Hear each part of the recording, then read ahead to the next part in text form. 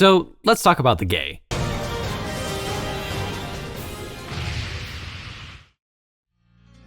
One of Touhou's biggest claims to fame is its cast of adorable girls, so naturally over time, people have matched them up in all sorts of ways. But this leads to a question that is about as old as Touhou project itself. Is anyone in Touhou actually gay? Well, it's kind of a big question that could mean a lot of different things. We could ask, for instance, which Touhou characters are canonically gay, which I think could be an entire deep dive on its own, but it's not really a question I'm interested in asking myself. It gets too hairy in trying to determine where the line between friendship ends and romance begins. This is tough enough to figure out in real life, so I'm much less interested in bickering about where that line falls in fictional stories. But when we ask if anyone in Touhou is gay, there is another way that the question could be interpreted, which is being gay even a thing in Gensokyo to begin with? And since typically my videos tend to look at Touhou's lore very prospectively, I think it would be more fun for me to dive into this side of the question and see what we can learn about queer identities in the world of Gensokyo. So if we want to figure out what being gay in Gensokyo was like, I think the first question to answer is, what's it like to be gay in Japan?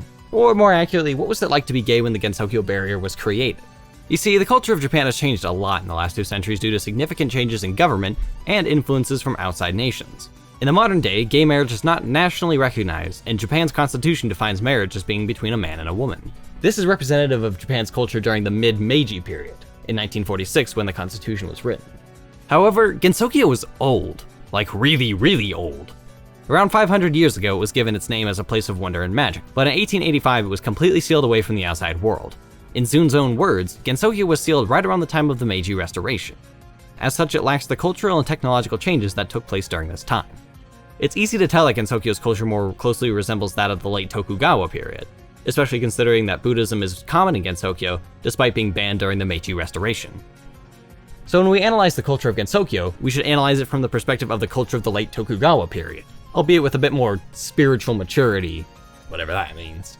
Alright, now that we've gotten our time period figured out, we can zoom in on whatever historical records we have from that time to get an idea of how queer identities were perceived within their culture.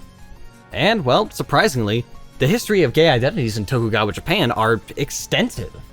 Tokugawa art, literature, and even religion depicts countless relationships between people of the same sex.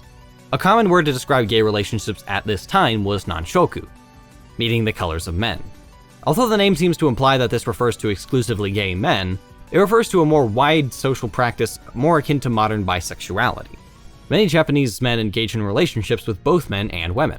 This was common for observers of both Shinto and Buddhism at the time, since neither of these religions forbid homosexual relationships.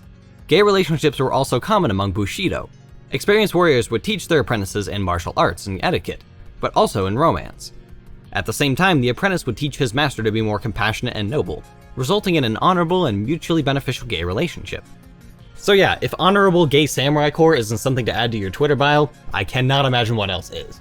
So no, contrary to popular belief, the presence of queer identities in Japan isn't a result of foreign influence, but it is rather the anti-queer sentiments of the Meiji era that were brought overseas from Europe. Now, all of this has been about queer relationships between men, but let's be honest, that's not the reason you're watching this video. So if gay men have such a rich historical presence in Tokugawa Japan, do gay women also have the same volumes of records to their names? Well, not really, and this could be for a lot of reasons. The biggest one that stands out to me is the historic dismissal of sapphic experiences around the world, such as, well, Sappho. Many history records are written by men, so the thoughts and opinions of queer women are often left to the wayside. Well, outside of pornography anyways. But that isn't to say that we don't have a lot of really good evidence for sapphic relationships in Tokugawa-era Japan. Our earliest signifiers of lesbian culture date back to the early 1900s.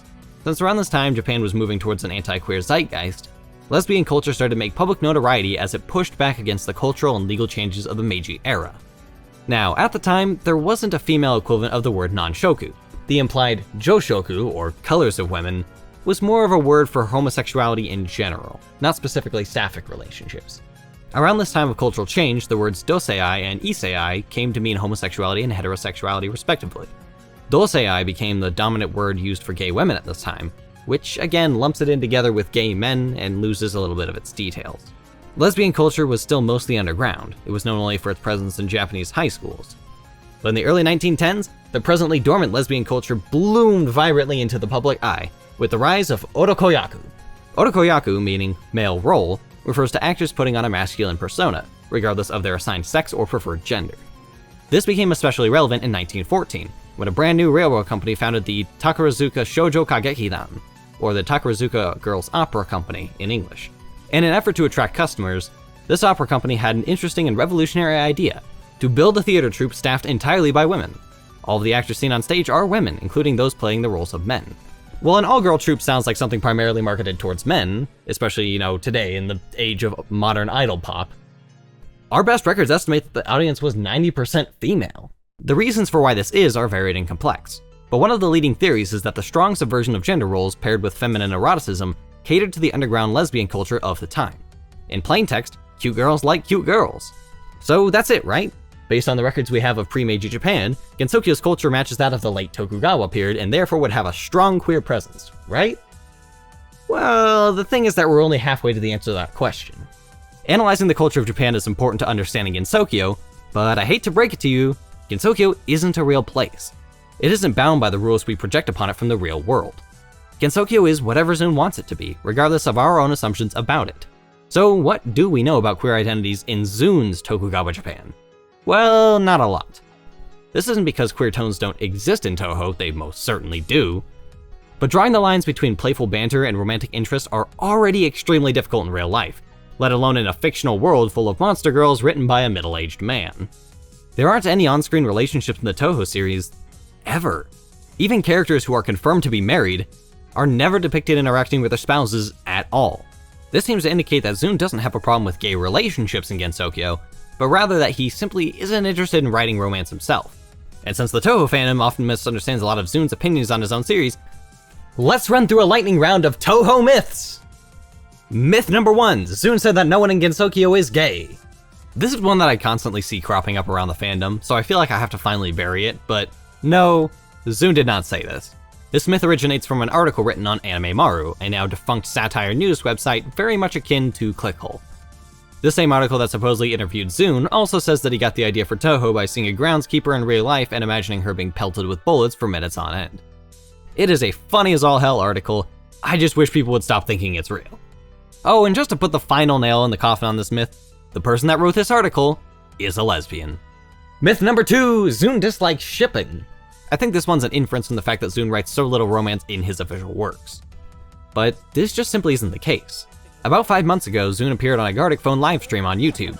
This was hosted by Beat Mario and included several major Touhou officials, such as Lilian, Kazutora, Iosis, and even ZUN's wife. Throughout this stream, many fan works shipping various characters were drawn, and ZUN was laughing along and having just as much fun as everyone else. Touhou myth number 3, characters never display attraction to each other. The characters in Touhou are often very flirty, commenting on each other's appearance or personality, to the point of even flustering them. Again, like I mentioned before, you could argue whether or not this is genuine attraction or playful banter, but either way, it's still extremely flirty. In addition, in the official print work Bohemian Archive in Japanese Red, ZUN published a bunch of Touhou fan comics that he personally approved of. And lo and behold, the comic titled Beyond Rivals, Not Quite Natural Enemies depicts Yomu asking Sakuya out on a date. It may not be canon, but it does have ZUN's personal approval. Myth number 4, ZUN doesn't like sexual Touhou words. I think this myth comes from an interview with ZUN where he mentions that he wasn't a big fan of Touhou Lost Word featuring a swimsuit event on launch. But him disliking one particular fan work doesn't speak to his opinions on the entire genre. I did mention earlier that ZUN himself tends to not write sexual or romantic content due to disinterest, but it doesn't mean that he never has. For example, in Alternative Facts in Eastern Utopia, ZUN commissioned this artwork of the Three Tengu at the time. Yeah, this is a canon centerfold that was sold in Aya's newspaper to promote sales. Because come on, who else? So at this point, we've kind of reached a non-answer, right? I mean, I haven't said definitively whether any specific characters are gay or not. I haven't confirmed any gay ships, and I haven't confirmed whether Gensokyo is a straight world or a gay world. Well, the thing is, I'm not setting out to answer any of those questions. Truth be told, I don't care. Because what makes Gensokyo queer isn't whether or not it's gay.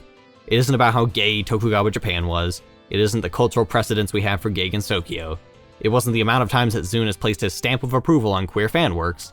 It isn't the number of gay and transgender creators who have worked on the official series, and it most certainly isn't because of the masses of passionate queer fans. Nope, it's none of that. What makes Gensokyo a queer world is its friendliness towards asexuality. Like I mentioned before, ZUN doesn't seem particularly interested in writing romance into his series. Even characters who are canonically in relationships are never shown interacting with their spouses. And that's a breath of fresh air for a lot of people. When it comes to cute girl genres in Japanese media, romantic fan service is generally par for the course. But for a lot of moe viewers, romance and sexual themes can be annoying or even outright disturbing.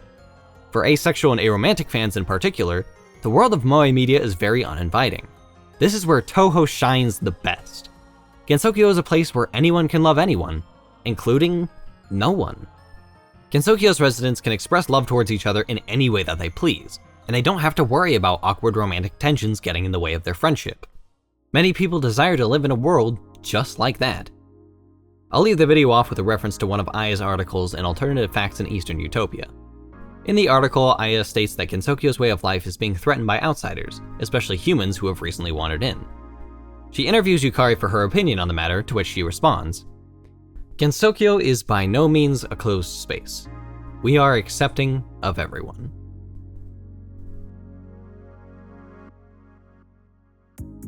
Alright, so this is the end of the video, but before we close it out, I did want to say a couple of things. First of all, I wanted to thank Yuto Hazuma for drawing the Chimata that you've seen popping up in the corner, whichever corner I decide to put it in, I'm not sure.